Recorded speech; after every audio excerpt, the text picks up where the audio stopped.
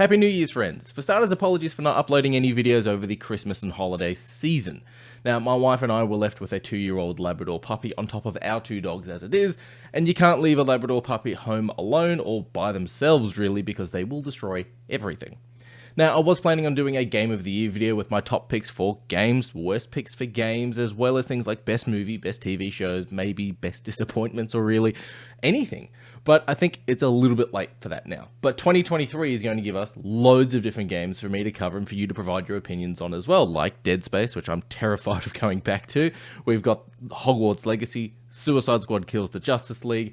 We've got the latest Cyberpunk DLC, Formula 1, Star Wars Jedi Survivor, loads more. Plus, I'm also going to go back and take a look at some games that some of you have recommended, like Days Gone, which I'll explain. I'll give my thoughts of Days Gone when I cover Days Gone. But I'll also be going back and taking a look at what Rainbow Six Siege is like now. Maybe going back to Ghost Recon and trying that again, because that's actually a bit of a fun game. But this week, I'm taking a look, well, this week, my first video of the year, whatever you want to call it, I'm taking a look at a game that was shown to me at PAX last year and really sunk its teeth into me. There's the pin, there's the thing. It's like people only do things because they get paid. And that's just really sad.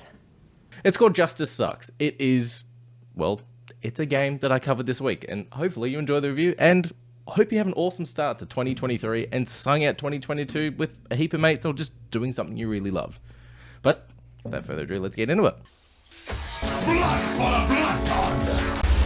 So back in October, walking around the show floor of PAX, a friend of mine suggested taking a look at a booth for a Melbourne-developed indie game where you played as a robot vacuum cleaner who saves his home from burglars. Basically Home Alone, but replace Kevin McAllister with a Roomba. And that's exactly what we have here with Justice Sucks tactical vacuum action. And as absurd as it is being a vacuum cleaner that kills people and proceeds to eat them up as well, but spoiler alert, but this probably would have been my indie pick game of the year for 2022. Oxygen! I need some oxygen! This is major! Story-wise, well, it's bonkers. It's great, but bonkers.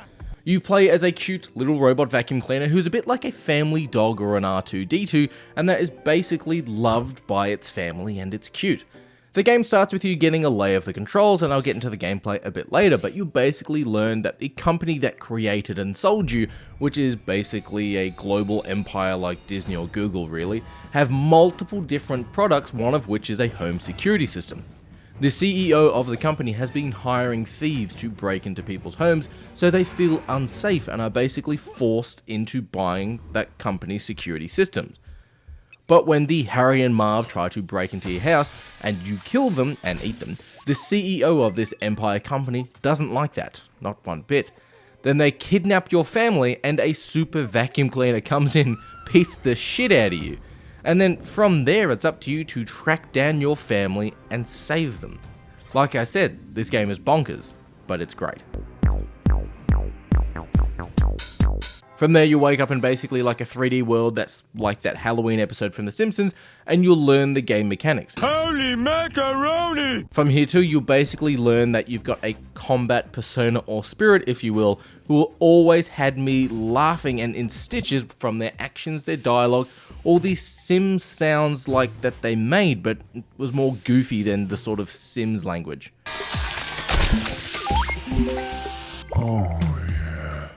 The gameplay is pretty straightforward. You take out criminals, goons, required targets without getting taken out yourself. Now, as you are a robot vacuum cleaner, you're not great at front-on confrontations, obviously, so you need to use the environment around you to take out enemies. Now, you'll be doing this by hacking into things like lights, or toilets, or air conditioning units, or fridges and TVs and so on. So you might say cause a toilet to overflow, and then you might drop a light or explode a power point, so any goon who walks through that water is shocked from, water and electricity. Think of it like Pokemon, doesn't go well. You might also drop lights from the ceiling, or you might open a fridge that causes the goons to go frozen or cause an oven to explode, or one of my favorites, hack into a crashed airplane's engine turbines, suck up and eat that goon. Now, once you've killed a criminal, you'll then be able to suck them up and eat them, a bit like a demonic Kirby, which gives you blood powers. Yeah, like I said, game's bonkers. Now, you'll eat goons, you'll drink and clean up their blood, and you'll get special abilities that you can unlock, change out, and use. For example, one ability might be that when you take damage, you go invisible for a brief period of time, allowing you to run and hide from enemies, or that you'll charge and ram into enemies dealing loads of damage. Before the start of each mission, you can pick a loadout of perks, and depending on what style of mission you're doing will determine maybe what perks you pick. Some perks obviously work really well together. You can have one that drops an oil slick, where the second perk you drop a claymore mine, which when you put them together, the explosion then travels up the oil and you can burn a heap of goons at once. Now speaking of goons, well, there's more than just the Harry and Marv generic goons. Marv, Harry? why the hell did you take your shoes off? Why the hell you dressed like a chicken? You'll start off with standard ones, but as you unlock new levels in the game, you will be facing off against varying enemy types.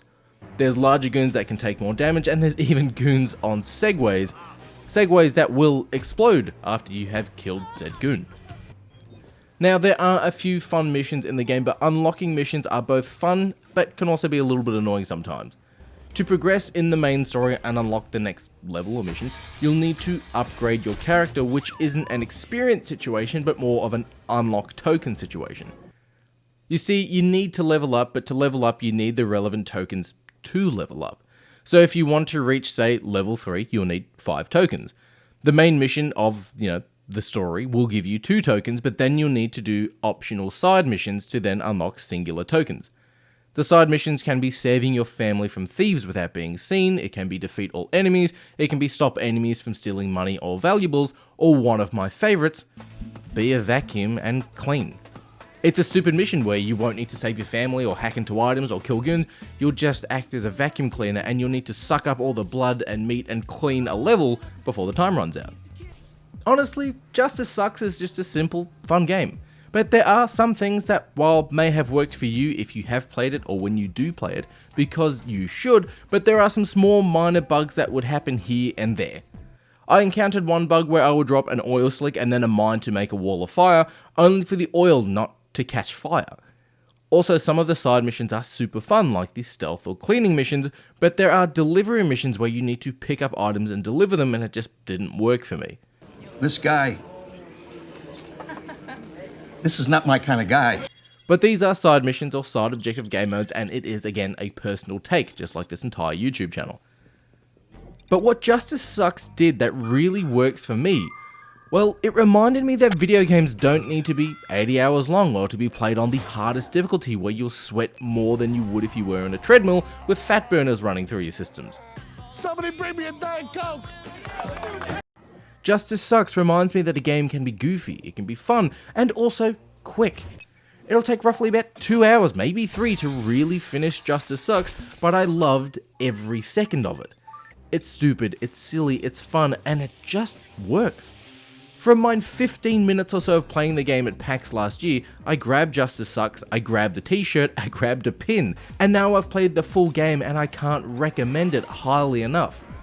Best of all, Justice Sucks is an indie game made here in Melbourne, where I'm also located, and it's honestly surprised me that a game so small could have such a huge impact for me. Justice Sucks is available now on the Xbox, the PlayStation, the Switch, and the PC, so you have no excuse for not playing this game. Oh.